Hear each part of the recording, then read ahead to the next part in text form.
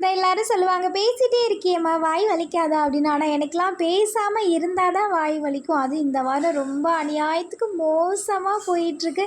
நான் பேசுனது ரொம்ப ரொம்ப கம்மி இந்த டைம். அதுவும் இந்த வாய்ஸ் போடும்போது அப்படி இல்லைன்னா யாராவது ஃபோன் பண்ணால் பேசுகிறது மட்டும்தான் என்னோட பேச்சு.